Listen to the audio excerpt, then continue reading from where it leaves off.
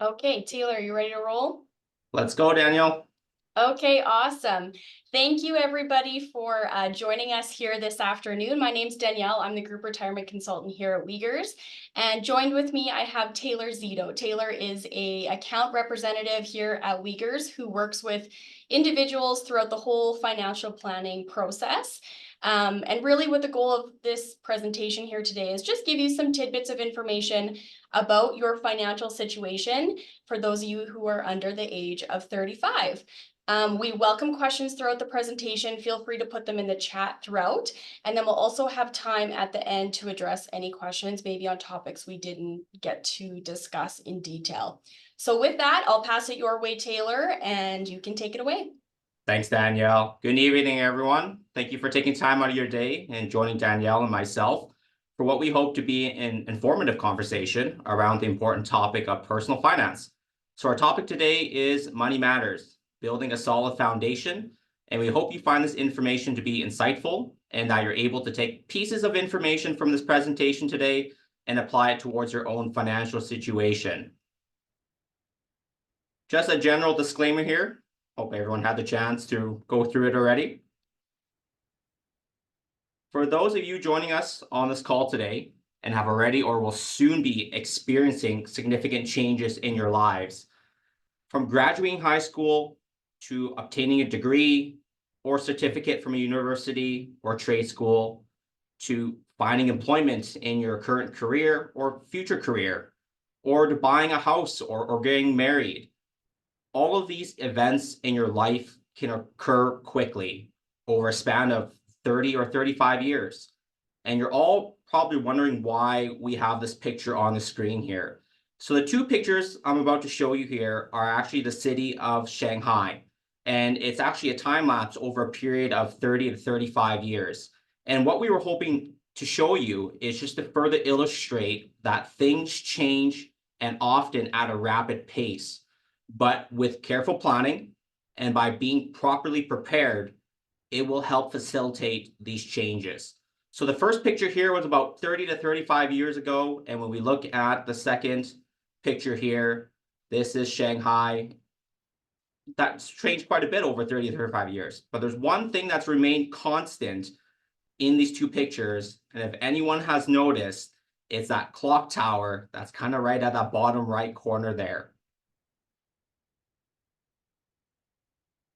So whether it be your career, finances, or your personal life, we all need a plan in place to ensure we understand the goal we want to achieve and the path of success to achieve it.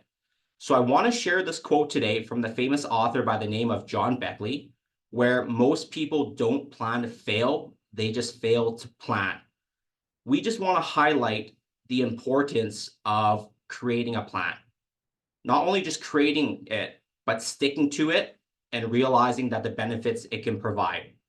So whether it be your goal to buy a vehicle, a house, a cabin, or paying off debt, or just preparing for the added cost of having children, you probably have set aside and invested money for many years without having a formalized plan in place to provide you with a roadmap on how it all works or what your future might look like.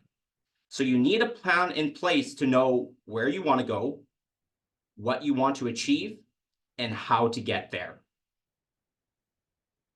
So when we look at your own personal finances, whether it be during your family years or pre-retirement years, there are several financial resources which you will most likely be invested in either today or sometime in the future. The first is what you are all familiar with, or most of you are familiar with, which is your company group retirement savings plan. And if your employer offers this plan to you, or if they don't offer it, or you haven't joined the plan yet, then you really probably should get in touch with Danielle. But this type of plan will really help accelerate your savings for the future. Next, we have something called an RRSP and a TFSA, which is a registered retirement savings plan and a tax-free savings account. And these accounts you will probably be the most familiar with. Then, as of last year, a new account is now available to all Canadians, which is called the First Home Savings Account, or FHSA for short. And I'll speak further on these three accounts shortly. Most of you have or probably should have a savings account. Many of you might not have real estate or rental income, but you might want this type of passive income in the future. Some of you here today might have another part-time job or other contract work to earn an extra income. And lastly, we realize that our parents and grandparents are getting older, and you might be expecting a future inheritance from them. However, we will always caution how much reliance you want to place your future financial stability from receiving an inheritance. So these are our fairly complete list of some of the financial resources that you can expect to have or rely on in the future. So now let's dive into the benefits of the RRSP, TFSA, and then shortly I'll talk a little bit more about that first home savings account. So an RRSP essentially is an account where it offers tax-deductible contributions. So for example, if you're in an income tax bracket where you're at that 33% marginal tax rate, every dollar that you contribute, you would save about 33 cents on average. And an RSP offers tax-deferred growth. So you contribute today to reduce your income taxes by receiving those tax-deductible contributions. The growth is deferred until a future point of time. And then once withdrawals are made, which are typically right around in your years of retirement, that's when the withdrawals are taxed. There is an age limit to RRSPs. So if you're unfamiliar, you're able to contribute into RSPs up until the age of 71. And then at that time, your RRSPs have to be converted over to an account called a Registered Retirement Income Fund, or a RIF for short. And you can do that certainly prior to age 71 too as well, but that is the absolute latest that you can have an RSP before you need to convert it. Two very nice features of an RRSP are the home buyers and lifelong learning plan. So this offers an individual who has an RRSP and might have built up significant assets within an RRSP, that if you are looking to purchase your first home, or if you've sold your home and it's been 4 years, say that you've been renting, it gives you the ability to make withdrawals out of your RRSP account. Tax-free, that is. However, there are the need to have to recontribute back into the plan at a future date. But through the home buyers plan, it gives you the ability to withdraw $35,000 out of your RSPs for the purchase of your first home, or through the lifelong learning plan, if you're wanting to go back to school again, upgrade, it gives you the ability to withdraw up to $10,000 as a limit per year, but there is a maximum of $20,000. And in the RSP account, one thing you should watch out for is what do you have as a contribution limit or room? Because if you happen to over contribute into your RRSP account, there is a penalty that CRA will charge you about 1% per month for the dollar amount that you've over contributed. But that is given you have about usually a 2,000 kind of buffer room that you're able to contribute without that penalty being applied. But one thing to note is that 2,000 in excess contribution that you make into your RSP account does not offer you the tax deductibility for that amount. So something just to be aware of. Then we have the tax-free savings account, the TFSA. Great account that's offered to Canadians. As the name states, it offers you tax-free growth because you're contributing with after-tax dollars. And with the growth and any future withdrawals, you'd not pay any income taxes on those withdrawals in the future. But unlike an RRSP account, you do not get the tax benefit by making a contribution.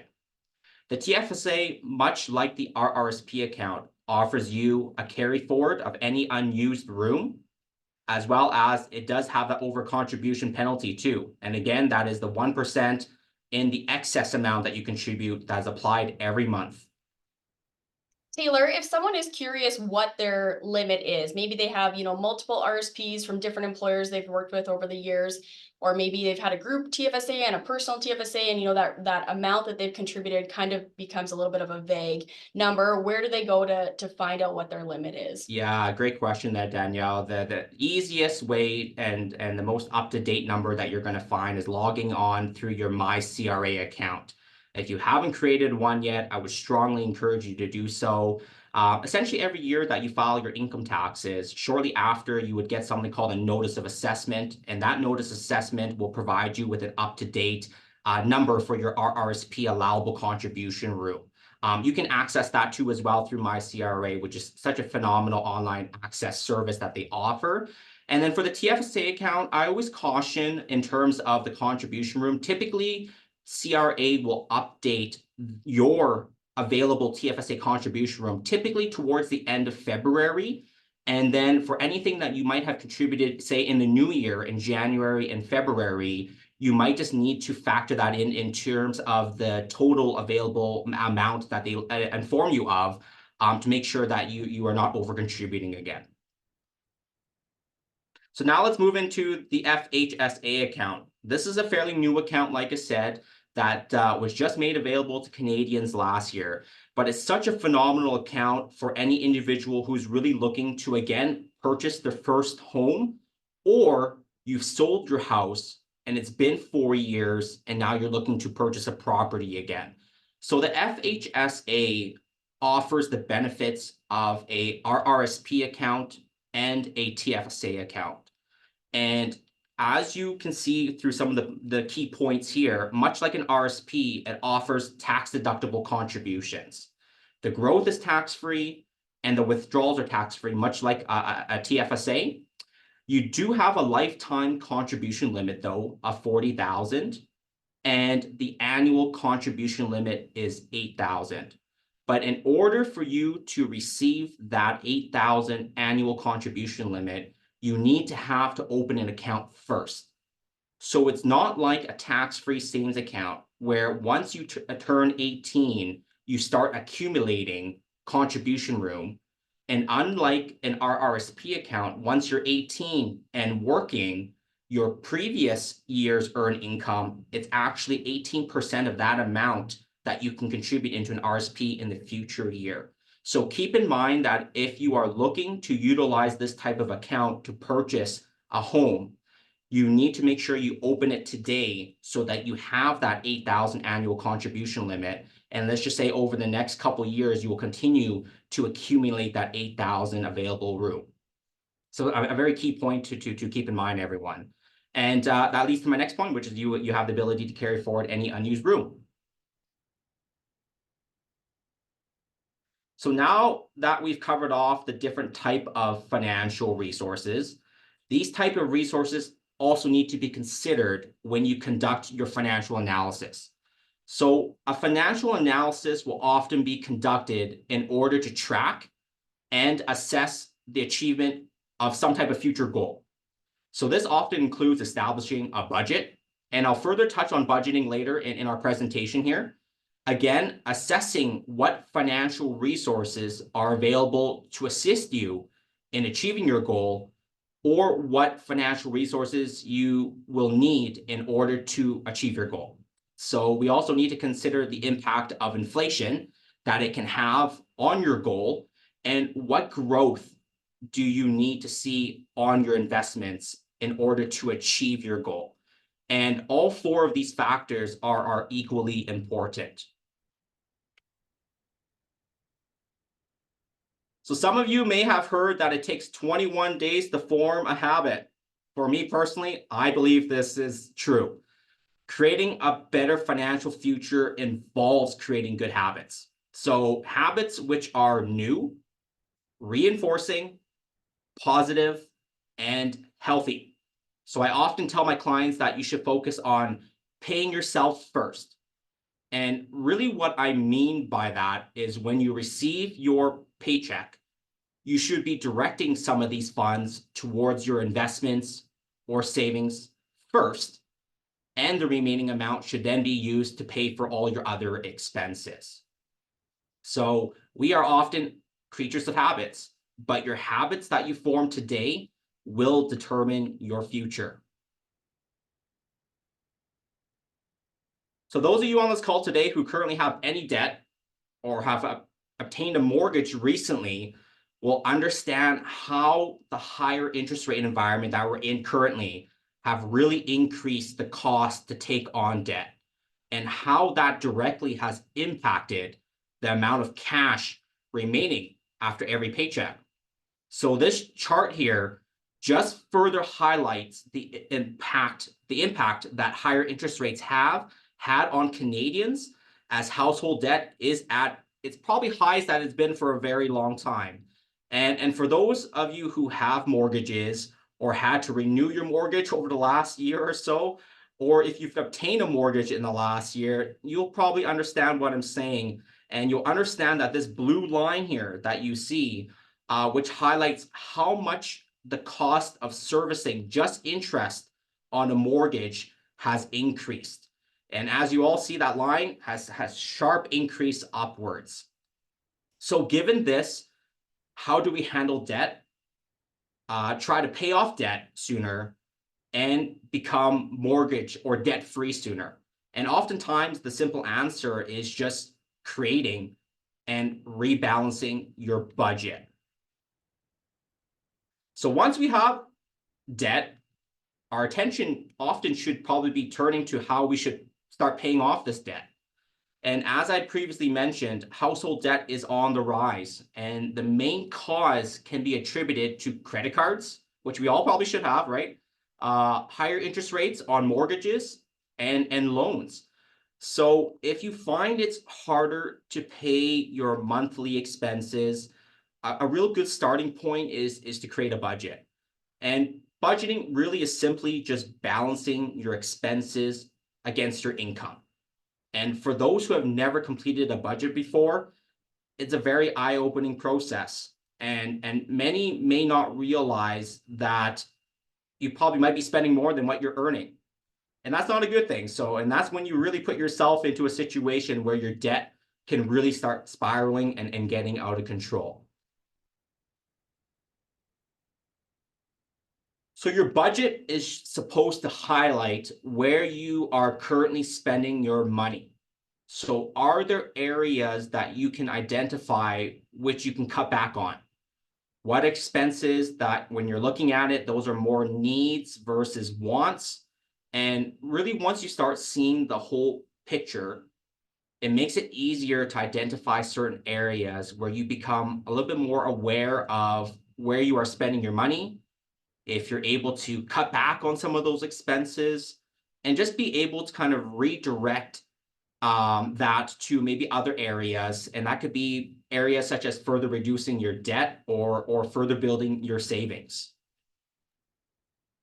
Would you agree, Taylor? I think it's often, like you said, very eye-opening when people might have an idea of what they think they're spending in different areas, but once they actually, go through their bank statements, write it down, add it up, it's a lot different than what they initially had in their mind, correct? Yeah, I completely agree with that there, Danielle. I mean, a lot of times it's good to, when you build the budget, but to make sure you categorize it like the previous screen that it had in certain areas so you can really identify it. But like I said, it's meant to be an eye-opening process. You mean, Daniel, I know you've probably gone through a budget before, right? And so have I. And I think we can both agree that it can very much be an eye-opening process, but a good process to go through too as well to have that budget, right? For sure. Yeah. All right, so we need to ask yourself these three questions, everyone. Is it completely necessary when you're looking at your expenses? Can I find it cheaper elsewhere? So Daniel, I know you use this app too as well. It's called Flip. So FLI with 2 P's. It's a great app if you haven't heard of it before, where you can view current flyers of certain grocery stores or just other stores like Canadian Tire per se, in your area, and it allows you to search certain items to see who currently has the best sale on that item. And really, this app I found to be very useful because a lot of stores are price matching nowadays. So you can just pull up the app prior to checking out, and you can show them the item on the competitor's flyer directly right on the app, and they will match the price. So it's a very quick and easy way to save some money on an item that you're probably already going to be buying anyways. And the third item here is to take a look at consolidating your high interest debt. And what I mean by that is that if you have line of credits right now that are sitting at 9%, if you have credit card debt that you're not paying off every month, and that's floating around, say, close to 20%, what I mean by consolidating that high interest debt is trying to get it into a debt solution that offers an overall lower interest rate so that you're paying off more principal versus interest. And a lot of times, the best starting point is to have that conversation with a bank, credit union, where you might have debt already, and seeing what can they do to consolidate some of that debt to make sure that you can obtain it at a much lower interest rate and help you pay that debt, obviously, much sooner. So once you have created your budget and have cut your expenses where you can, you should really be saving the difference and not recklessly spending it on something else. That's the key thing. So the savings can be redirected towards building your retirement savings, or you just might have other financial goals you want to achieve, or maybe a vacation you would like to go on. So it would be nice to say that, hey, I paid for this through my savings versus having to take on debt and slowly paying it off. So for those joining us today who do not have an emergency savings account, you probably should consider starting one before you start investing. And this is just to ensure that if you have any unexpected expenses which arise, you have this account available to cover these expenses. So we typically recommend establishing this emergency savings account first before you start investing. And the reason why that is that if you invested your money into the markets and say within the next 6 months, 12 months, or even 18 months, you needed some access to that money. And what happens if the markets are at a loss at that time? Well, you can end up with less than what you originally put in. Not an ideal situation, right? So ideally, you should have about a 2 to 3 year time frame at the minimum if you're looking to invest your money. It makes it easier when you set a goal of how much you want to set aside for this type of account, because once that first goal is set, then set a second goal. So whatever that amount might be for you, the standard is usually about 6 months worth of your paycheck, if possible. If not, kind of as the example on the slide here, start with $1,000 goal. Once you've hit that $1,000 goal, let's try to build it up to that 3,000 goal. You might set a third goal afterwards, and really just trying to build this emergency savings fund. Again, just to make sure that if anything unexpected happens in your life, you have this account readily available to take care of those expenses.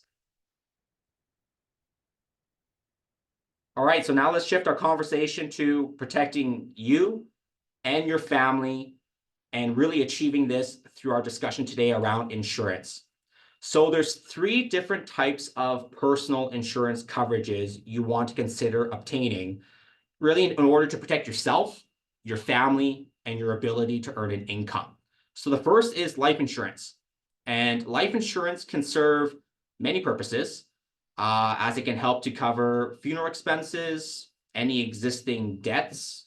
It can provide for family survivorship needs for your loved ones, and it can help your children pay for their educational expenses. And that's more so if you were to pass away unexpectedly and maybe at a younger age.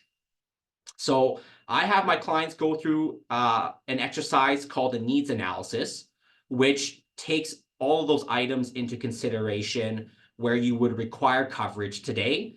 And really what it's meant to do is to determine the proper amount of coverage that you require today to ensure all your needs are met. Then we have something called critical illness insurance. And critical illness insurance is meant to provide an injection of cash to help pay for expenses when you're sick and not able to work. So we often refer to critical illness insurance as an insurance for your financial or retirement plan. And the reason why is because it provides a tax-free lump sum injection of cash to help pay for expenses. And this prevents you from relying on or depleting savings that you've built up. So your savings or retirement assets that you've built up in order to provide an income for you and your family and to cover off all those expenses. And another consideration is that oftentimes, if we do get sick, it's not just a loss of one income in the family, as your spouse will most likely would want to take time off to be with you if you were the one who are sick, or vice versa. So this is why you should consider obtaining this type of coverage today while you're young and you're healthy, as the coverage can be quite affordable. Taylor, we often get the comment from employees that, they might have, really decent coverage through their group insurance, through their employer, and they really feel that they have enough coverage or protection through their work coverage. Yeah. Can you comment a little bit as to, why it might be good to do a check-in to make sure that that is enough, and if it often is enough? Yeah, for sure there, Daniel. It's a great question too, because certainly I come across this conversation quite a bit with my clients. And really kind of a couple considerations is number one, for a lot of individuals in this age category, you potentially might be changing employers 1, 2, 3 times down the road. What happens if you relied on your current employer's coverage, and should something change where you work for another employer, but maybe their coverage is not as great, and you were really relying on that higher amount of coverage from the previous employer, where the new employer might provide only a smaller amount, and now you're at a shortfall. But also, what happens if your health has changed at that time, and now you're not able to qualify for personal insurance coverage? So really, again, just looking at it from a personal standpoint, securing the coverage while you're young and healthy. And when you have personal coverage, it follows you wherever you go, not your employer. So another thing to consider for that, and I would maybe just mention one other point, is that I know some group coverages at times can have place limitations in terms of the amount of coverage that you can get, whereas personal coverage, usually those maximums are a lot higher too as well. Yeah. Great, thanks. Yeah, you're welcome there, Danielle. Yeah. So just to wrap up the conversation on the critical illness, the most common types of claims today, which may not come as a surprise to you, are for cancer, heart attack, and stroke. However, there are many other common cover conditions, as many policies offer coverage for about 25 different cover conditions in total. So many of you, like Danielle mentioned, many of you will probably have disability coverage through your work, and you rely on that disability coverage for work.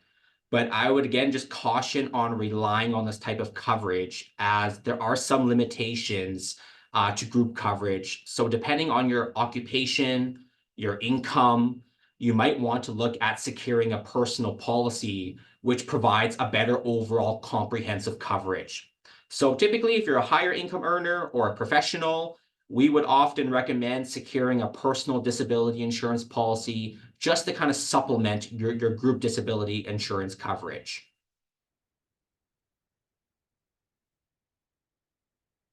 All right, so we'll end our discussion today by looking at a couple of examples on why you should not further delay investing for your retirement.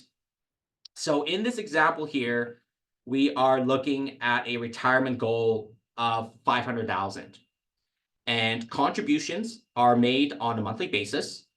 We're factoring in a 6% rate of return on your money, a retirement goal at age 65, and we're trying to show you what amount you will need to save today in order to achieve this goal versus the cost of waiting.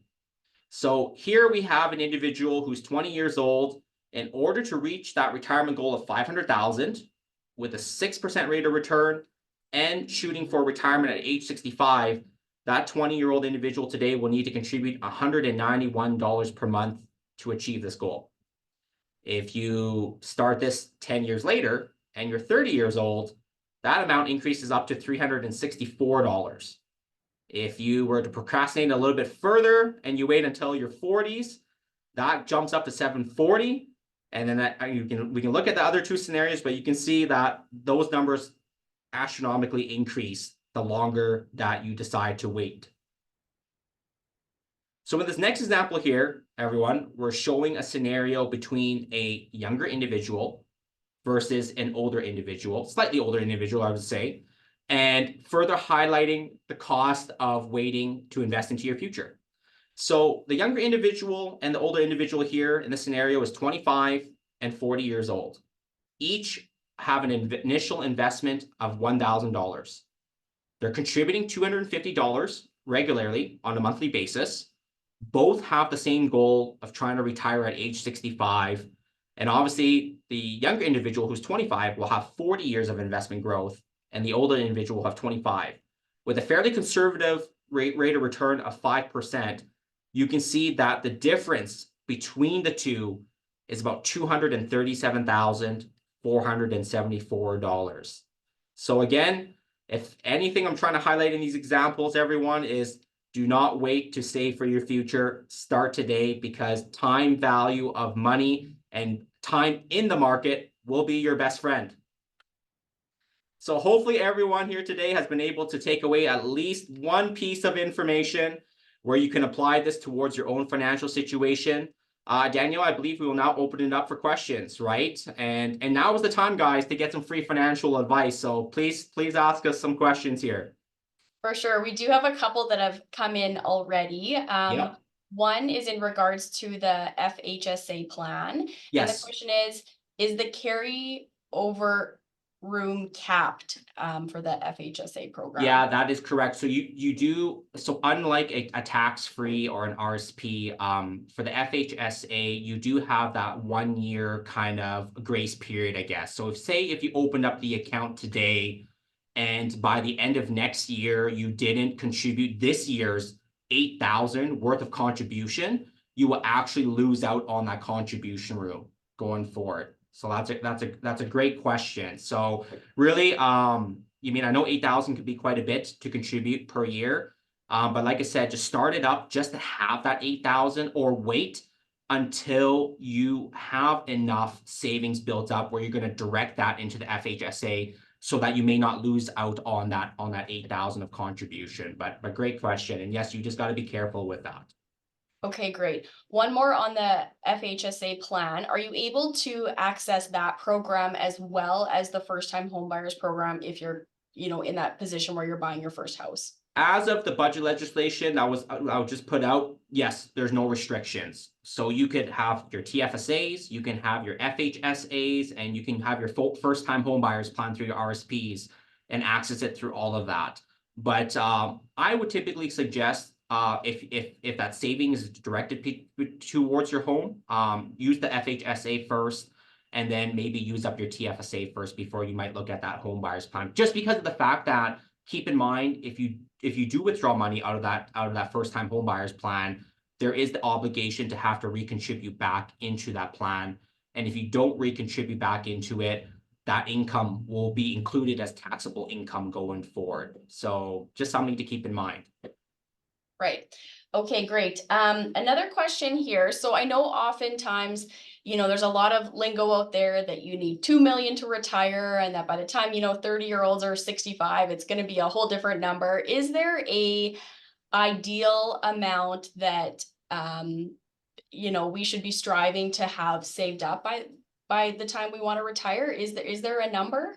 Yeah, great question there, Daniel. I think BMO came out with a study recently, and it was about 2.2 million, right? I think most of those people might be living in Toronto or Vancouver potentially, but that's often a question that I get asked by my retirees quite a bit, and there is no magic number for everyone that applies to everyone.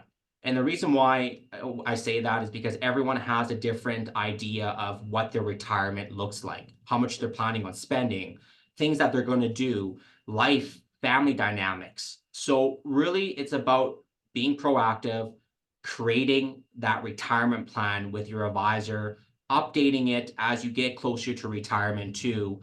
And you will find out, when it's more tailored to your own situation, that you'll find out what that magic number might be for you. Right. Another question that came in here: if you don't know what companies or stocks to invest in, what is safe? That's a loaded one there.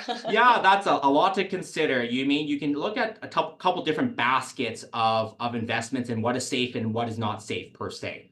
If you want to go on the more safe route, savings, GICs, which are called guaranteed investment certificates. You usually often invest a lump sum into it. You lock it in for, say, a year, and you get a guaranteed rate of return, right? Those are generally considered risk-free, right? You're not taking any risk whatsoever. You're getting a guaranteed rate of return. Then you kind of would have a little middle of the road, which is bonds, which will be considered usually typically low to medium risk. And then you have your stocks. So anytime you're generally investing into the stock market, if anyone's ever looked at a stock market graph, it's a lot of up and downs. But generally, that graph moves upwards with a lot of road bumps in between. So if you're looking at, I guess, a spectrum for this question here of what's conservative, less risky versus what's risky, that can move between savings to GICs to bonds and into the stock market. Yeah, and hopefully And I if answered your question there. Yeah.